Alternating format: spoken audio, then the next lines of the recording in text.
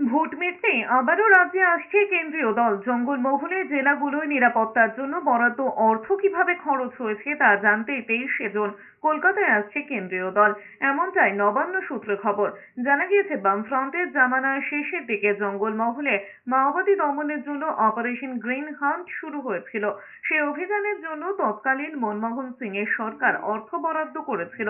বামফ্রন্ট জামানা বদলের পর মুখ্যমন্ত্রী মমতা বন্দ্যোপাধ্যায় রাজ্যের দায়িত্ব নেওয়ার পর পশ্চিমবঙ্গের জঙ্গলমহলের জেলাগুলোয় মাওবাদীদের উপদ্রব কমে গেলেও যৌথ বাহিনী একটি অংশে এখনো রয়ে গিয়েছে, যার জন্য কেন্দ্রীয় স্বরাষ্ট্র মন্ত্রক এখনো অর্থ বরাদ্দ করে থাকে।